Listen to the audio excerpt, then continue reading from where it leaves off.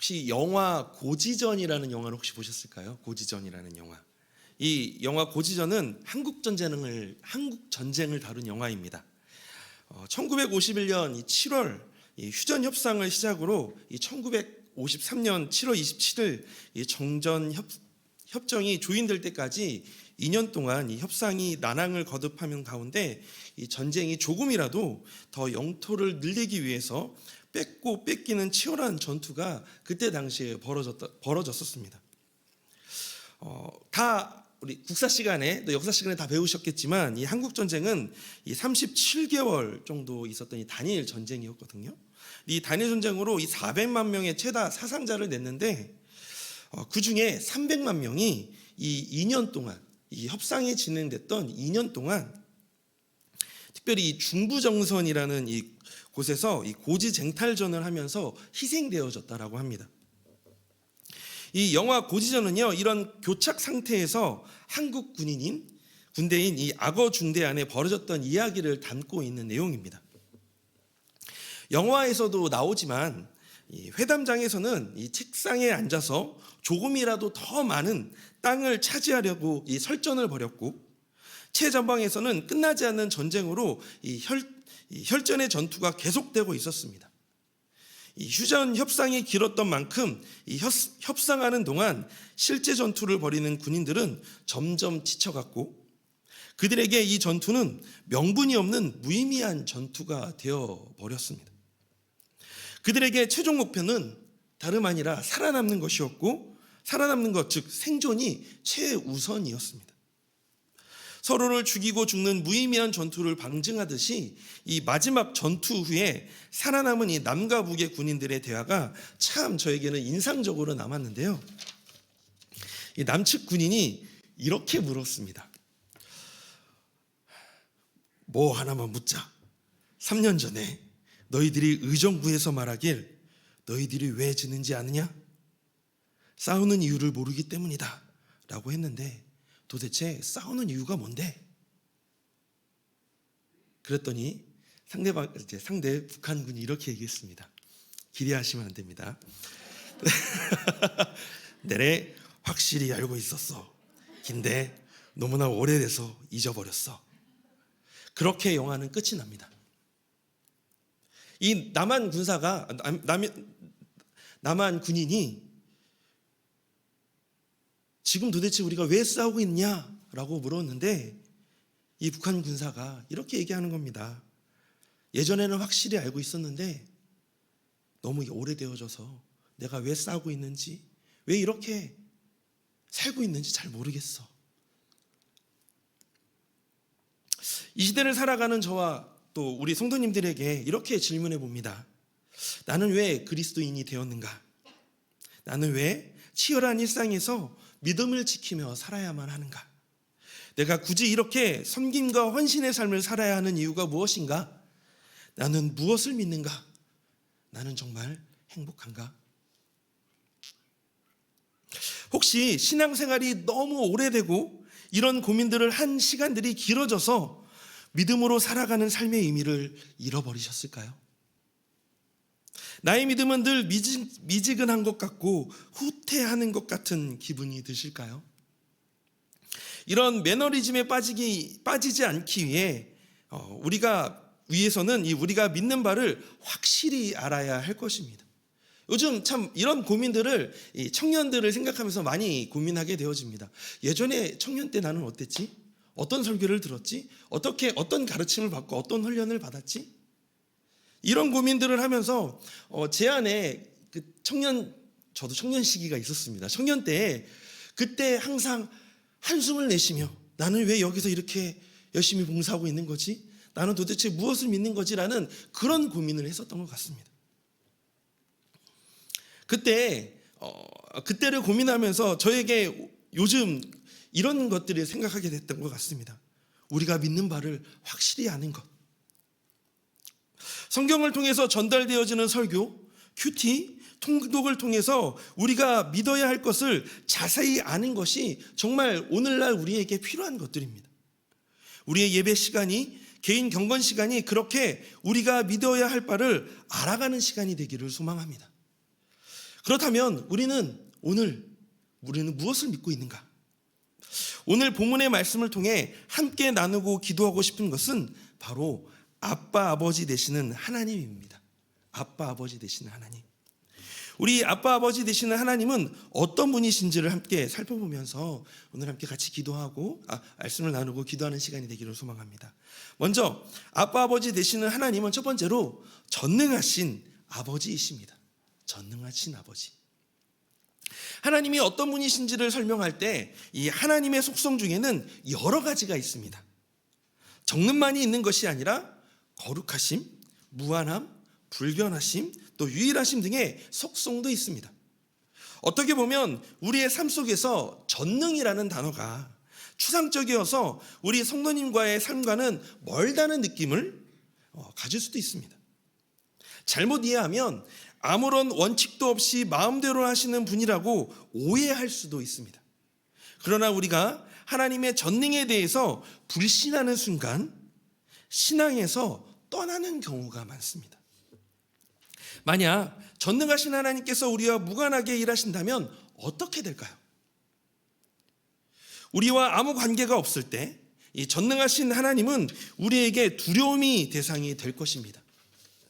이것은 이방 종교를 보면 알 수가 있습니다. 그들에게 하나님이란 막연한 의미의 신입니다. 더구나 신을 아버지라고 생각하지도 않습니다. 그래서 그들은 어떻게 하든지 신을 달래야만 한다라고 생각합니다. 자신에게 어떠한 그 신에게 도달하기 위해서 조공을 바치든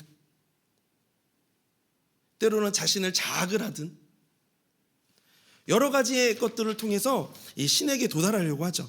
예를 들어서 태풍이 불고 가뭄이 심하게 되면 어떻게 하죠? 예전에 기우제를 드리거나 제사를 지냅니다. 우리는 여기에서 하나님이 아버지 되심이 얼마나 중요한지를 알게 됩니다. 만약 모든 일을 할 수 있는 분이 우리의 죄악에 대해서 제3자의 입장에서 방관하고 계시거나 분노만 하신다면 하나님의 전능은 우리에게 공포와 절망이 될 수밖에 없습니다. 따라서 우리에게 유일한 소망이 있다면 그것은 바로 하나님이 우리의 아버지가 되셔야만 한다는 겁니다. 두 번째로 아빠 아버지 되시는 하나님은요, 창조의 하나님이십니다. 전능하시며 아버지가 되시는 하나님께서 우리를 위해서 하신 대표적인 일은 바로 창조입니다. 창조의 사역이야말로 전능하신 아버지가 어떤 분이라는 것을 가장 잘 나타내주고 있는데요. 우리가 창세기 1장 1절의 말씀 다 아시죠? 태초에 하나님께서 천지를 창조하시느니라. 하나님께서는요, 이 모든 세상을 창조하셨습니다. 그분의 능력으로. 그래서 저 예전에 이게 많이 했던 찬양인데요. 이 찬양 가사가 생각이 납니다. 내 하나님은 크고 힘있고 능이 있어 못할 일 전혀 없네. 내 하나님은 크고 힘있고 능이 있어 못할 일 전혀 없네. 저 산들도 주의 것, 골짜기도 주의 것, 별들도 주의 솜씨. 내 하나님은 이렇게 그 전능하신 하나님께서 힘있고 능하시기 때문에 그 모든 우주 만물들을 창조하셨고 우리 또한 하나님께서 창조하셨죠. 하나님을 창조주로 고백하는 순간 우리는 우리 자신이 피조물이라는 것을 고백하게 됩니다. 우리와 무관한 하나님에 대한 지식은 우리에게 아무런 소용이 없습니다.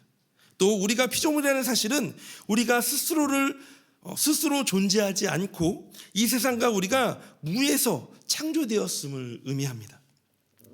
이것은 곧 우리의 모든 존재가 창조주이신 하나님께 전적으로 의존하고 있다는 것을 의미합니다. 즉 하나님이 없이는 살 수 없다는 것입니다.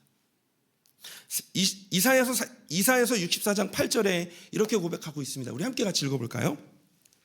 우리는 진흙이요 주는 토기장이시니 우리는 다 주의 손으로 지으신 것이라. 아멘. 이 말씀은 창조주 하나님과 피조물의 관계를 잘 보여주는 것입니다. 결국 이 사실은 우리로 하여금 우리가 하나님의 것이니 하나님께로 났으니 우리는 우리의 존재는 우리의 것이 아니라 하나님의 것임을 고백하며 결국 그 안에 겸손해질 수밖에 없다라는 것입니다. 세 번째, 아바 아버지 되시는 하나님은요, 하나님에 대해서 우리가 생각할 때 그 손길이 언제나 어디에나 다 있다라는 것입니다. 요즘 세상에서 일어나는 일만 보면 하나님의 손길이 다 있는지 실감할 수 없거나 아주 미미하게 느껴지는 것 같습니다.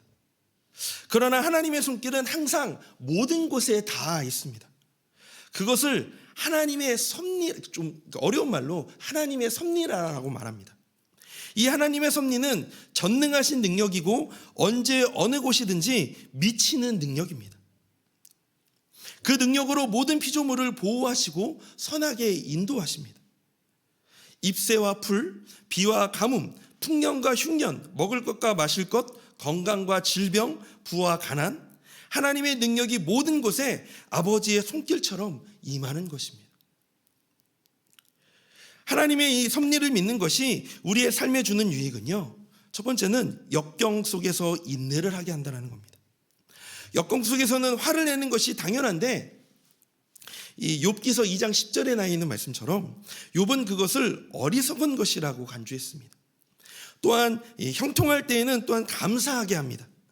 그 복이 우리에게 난 것이 아니라 하나님께서 주신 선물이라는 것을 깨닫게 되기 때문입니다. 그렇게 성도는 어떤 상황 속에서도 신실하신 아버지 하나님을 붙들고 살아갑니다. 물론 우리가 왜 하나님께서 우리에게 역경을 주시는지는 다 이해할 수는 없습니다. 그러나 확실한 것은 그 역경도 우리에게 유익이 되고 성장 지점이 된다는 사실입니다. 또한 하나님이 전능하시기 때문에 어떤 것도 하나님보다 힘이 세지 못하며 따라서 우리를 붙들고 있는 하나님의 손을 잡아뗄 수 없다는 것을 확신하게 합니다. 우리 아빠 아버지 되시는 하나님, 우리가 이 아빠 아버지 되시는 하나님을 세 가지로 나눠서 말씀드렸잖아요. 전능하시고 우주 만물을 창조하셨기에 그 손길은 언제나 어디서나 모든 곳에 다 있다라는 것. 하나님은요, 이것을 우리에게 알려주시기를 원하시고 이것을 함께 함께 우리가 누리게 하시기를 원하십니다. 그래서 이 모든 그 아빠 아버지 되시는 하나님의 전능하심과 창조주의심, 그리고 그 모든 손길이 이 모든 곳에 다 있다라는 것을 알게 하시는 모든 집약된 것이 어디냐면, 어떤 사건이냐면 바로 오늘 이 갈라디아서 이 4장 6절부터 7절에 나와 있는 이 우리를 자녀 삼아 주신 것에 그 모든 것들이 다 담겨져 있습니다. 그래서 하나님의 섭리에 따라 죄의 비참함에 매여 있는 죽은 우리를 위해 이 땅에 여자의 몸을 통해 예수 그리스도를 나게 하셨습니다. 4절에서 5절의 말씀입니다. 갈라디아 4절에서 5절의 말씀 우리 함께 같이 읽어보도록 하겠습니다. 때가 참에 하나님이 그 아들을 보내사 여자에게서 나게 하시고 율법 아래에 나게 하신 것은 율법 아래에 있는 자들을 속량하시고 우리로 아들의 명분을 얻게 하려 하심이라. 아멘. 예수 그리스도께서 죄인들을 위해 대신 대가를 치심으로써 죄의 저주 아래에 있는 자들을 구원하셨고 죄의 노예 상태에 있는 죄의 노예 상태에서 우리를 자유하게 하셨습니다. 또한 예수 그리스도를 통해 아들의 명분을 주셨습니다. 우리의 아들됨이 그 아들 곧 하나님의 독생자 예수 그리스도의 지위와 같은 것으로 여겨지게 된 것입니다. 그리고 하나님께서는 아빠 아버지라고 부르게 하시기 위해서 성령을 우리의 마음 가운데 보내주셨습니다. 6절 말씀입니다. 너희가 아들임으로 하나님이 그 아들의 영을 우리 마음 가운데 보내사 아빠 아버지라고 부르게 하셨느니라. 예수 그리스도께서 이 땅에 행하신 일이 하나님의 자녀라는 우리의 법적 신분을 확보하시는 것이었다면, 너는 이제 하나님의 아들이야, 하나님의 자녀야 라는 것을 확증하시는 일이었다면, 하나님께서 성령님을 우리에게 보내주신 목적은 그 신분을 실제적으로 경험하게 하시기 위해서입니다. 예수 그리스도를 통해 이루신 일은 우리에게 너는 하나님의 자녀다 라는 이 법적 지혜를 가져다 주셨기에 우리의 감정과 무관하게 우리의 것입니다. 하지만 성령님은 우리를 인도하여서 아빠, 아버지라고 부르게 하셨습니다. 사도신경의 고백처럼 전능하사 천지를 만드신 하나님을 실제로 아빠, 아버지라고, 우리 아빠라고 부르게 하셨다라는 겁니다. 이 아버지 하나님이라는 것을 실제로 우리가 경험할 수 있도록, 실제로 우리가 이분이 우리에게 진정한 아버지이시구나, 아빠, 아버지시구나 라는 것을 고백할 수 있도록 우리 안에서 그렇게 역사하게 하셨다는 겁니다. 이처럼 성령님께서는요, 지적으로도 정서적으로도 아버지의 사랑에 완전히 사로잡히게 하셨습니다. 이 놀라운 이 전능하시고 천지를 창조하신 아빠, 아버지 하나님의 섭리 가운데 우리는 하나님의 상속자로서 우리의 삶을 살아갈 수 있게 되었습니다. 7절 말씀입니다. 우리 한번 같이 함께 읽어볼까요? 그러므로 내가 이후로는 종이 아니요 아들이니 아들이면 하나님으로 말미암아 유업을 받을 자니라. 아멘. 전능하사 천지를 창조하시고 모든 피조물의 손길이 닿는 곳이 없는 하나님의 이 상속자가 되었기에 하나님의 자녀는 날마다 확신에 차 있을 수 있습니다. 우리 아버지가 주인이시니 우리는 그 무엇도 누구도 두려울 게 없게 됩니다. 하나님은 독생자 예수님을 존중하시듯이 우리를 존중해 주십니다. 그래서 우리는 꿋꿋이 들고 살아가게 됩니다. 성취를 놓치거나 인정을 잃는 것에 대해서 두려움에 빠지지 않습니다.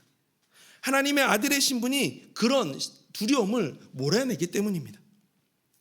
또한 우리에게는 하나님의 영광에 동참할 미래까지도 보장되어 있습니다. 이제 하나님은 우리를 대하실 때 마치 예수님이 이루신 일을 우리가 다 해낸 것처럼 대하십니다.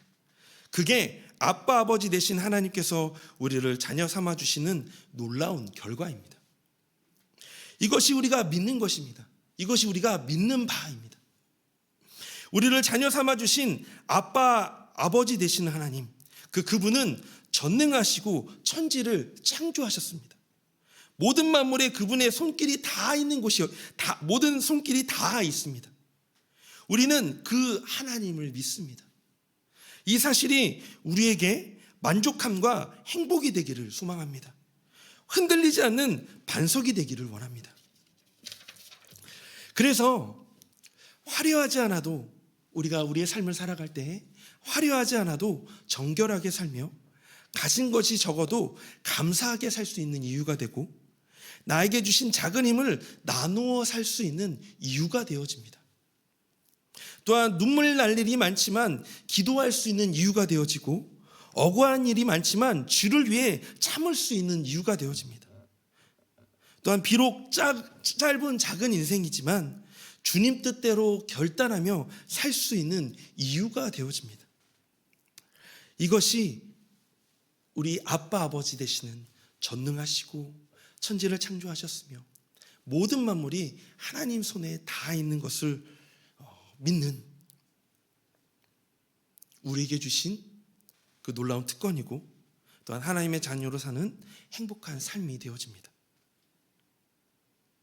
그것이 하나님을 아빠 아버지라고 부를 수 있는 이유가 되어집니다. 이것을 통해 우리는 오늘 우리에게 주어진 삶에서 인내할 수 있고 하나님께 우리의 전부를 맡길 수 있게 되어지는 것입니다.